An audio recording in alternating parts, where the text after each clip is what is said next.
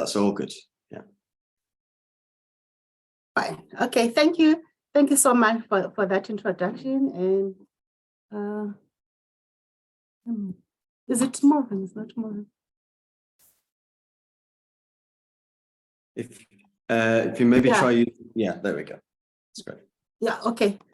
So thank you. I'm based at Strathclyde and mentored by Professor Elisa Mojera, who is a global environmental law expert. The reason why I'm sharing this timeline, I want everybody to understand how my research is structured. So I received this award in December, and by January, I was discussing with my mentors about the data which was there and the data which I needed to collect.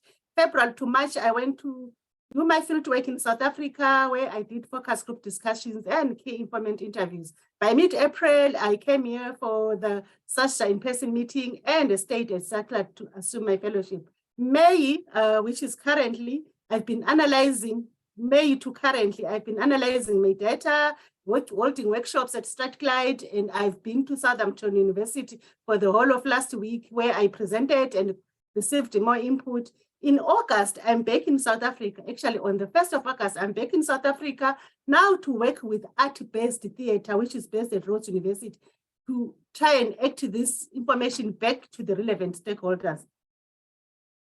So the study was done in South Africa. As you can see, South Africa at the tail end of Africa in a coastal community known as East London.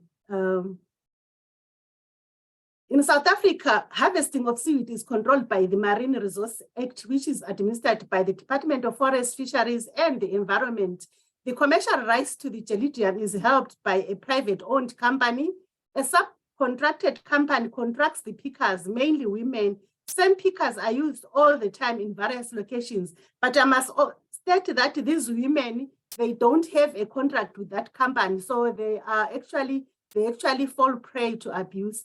The seaweed is exported as a raw material for natural, industrial, and bacteriological algae, a jelly-like substance which is extracted from the red algae. It is widely used in the food industry as a vegetarian gelatin substitute and is also used in the medical field of microbiology and as a culture media. It is one of the best species because it grows in the interdial zone where the ocean meets the land, so it is easily collected. These women have long histories and local ecological knowledge of the ocean, which are currently being exploited with little benefit coming back to them. This is particularly distressing as South Africa is experiencing unprecedented climate emergencies, such as floods, droughts, and in this context, women who for generations have relied on the ocean as a rural safety net and food security source, not to mention a site of spiritual and a cultural sustenance, are now deeply threatened. This particular group of women have experienced violent human rights abuses under apartheid regime, and they continue to struggle with the discriminating national policies and the contractual arrangements around marine resources. All this undermines their climate adaptation and requires a sophisticated and a strategic response. This co-designed study aims to co-identify human rights and art-based approaches to fair benefit sharing from seaweed harvesting for the protection of the ocean-related livelihoods, culture, and climate adaptation.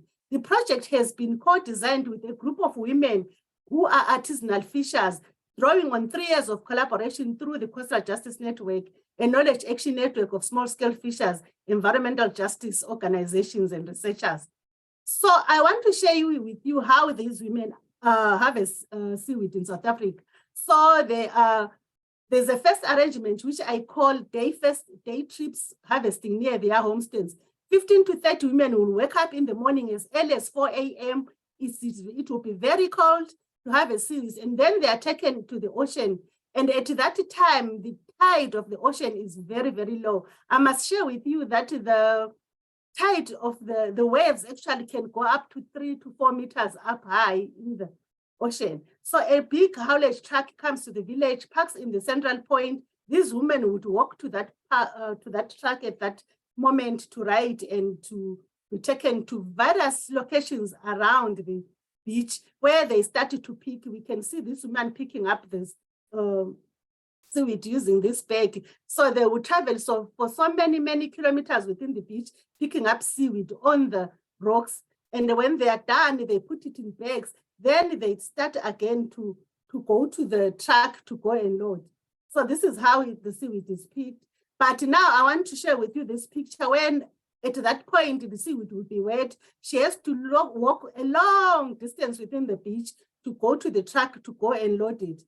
So as they are coming from various locations, at that point they would not even have been eaten because they have to eat at their own cost.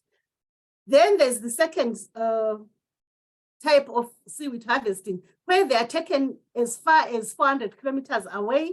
And when they are taken to these sites, they have to make temporary shelter.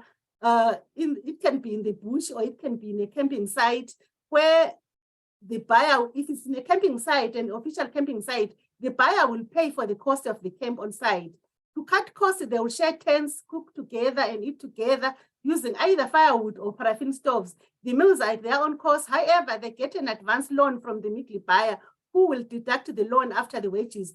The process of the harvesting is similar as above, which involves starting early, load in the truck. This time they don't keep it on the floor, but they keep it in the bags. So the process of harvesting seaweed at home, when the truck has taken them back, it is sun-dried for a week or so under good condition because it hardly rains there, so there's so much sunshine.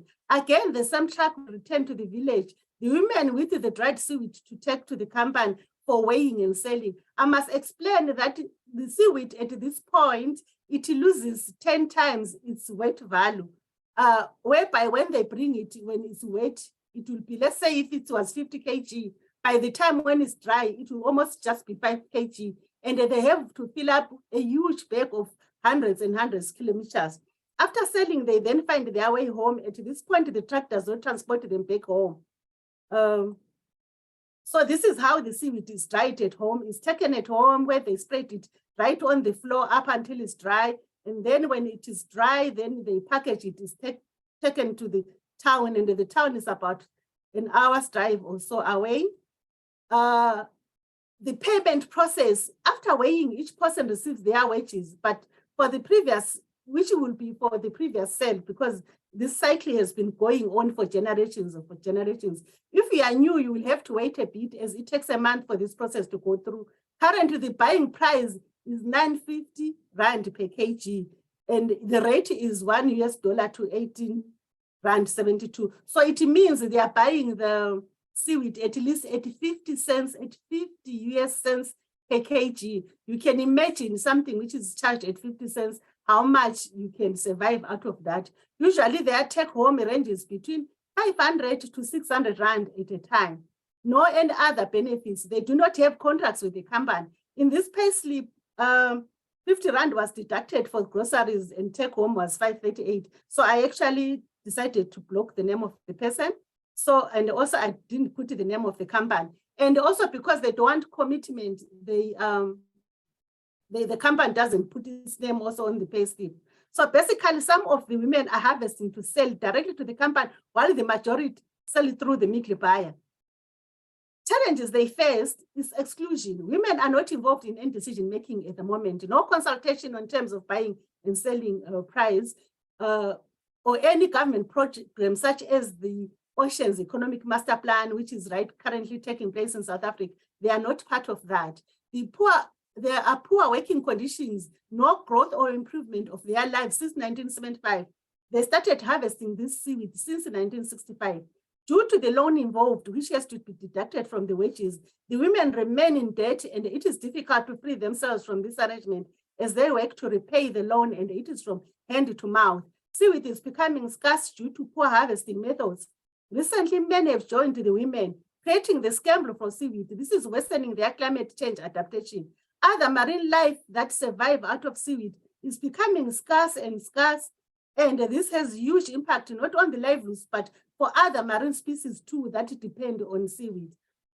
I spoke to this woman who said, on these rocks in 2018, I slipped, fell, and broke my leg. I had to remain in the beach waiting for others to finish harvesting. And it was only that time that I was taken back to the village, but dropped in the middle of the road, not even at my homestead, considering that I had a broken leg. My family took me with a wheelbarrow to my house and eventually found a car to the hospital.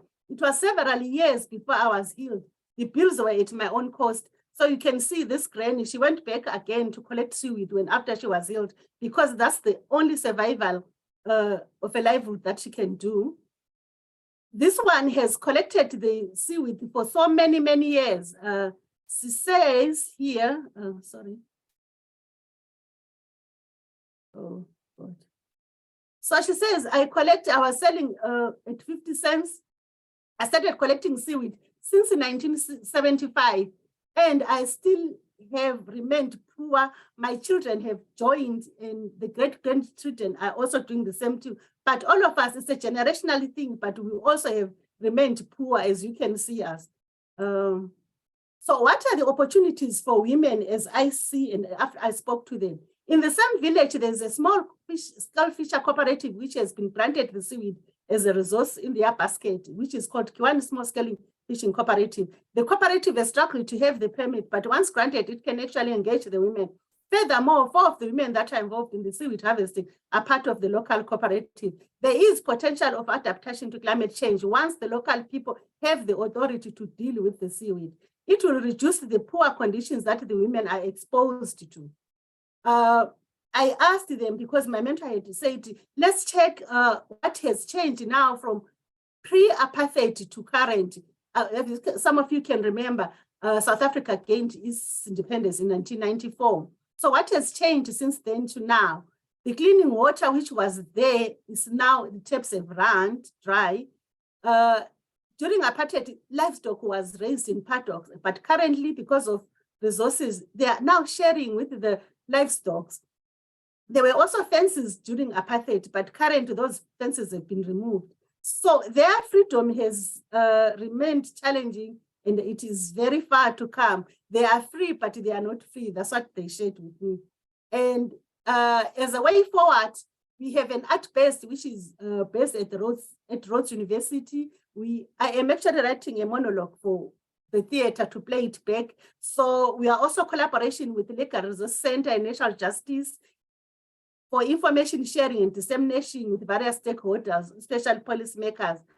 So I am going to be looking for funding to further this work as I return to South Africa in August. So the work is not done. But what I have done now with my mentor, we've come up with the structure of the paper using the data that I have. This is what I've been working on. And I would really, really love to acknowledge Strathclyde University. But firstly, starting off with everybody, as you can see the smiles on these pictures, all the scholars that I met, SGSAH, they did a fantastic job. I had never been to the UK, it's my first time, and being here has really, really opened my eyes, and visiting other scholars, acknowledging British Council of Scotland, One Ocean Hub, Rhodes University, Coastal Justice Network, and the many, many, many people that I've met, and they've really made an impact into my research. Thank you very much.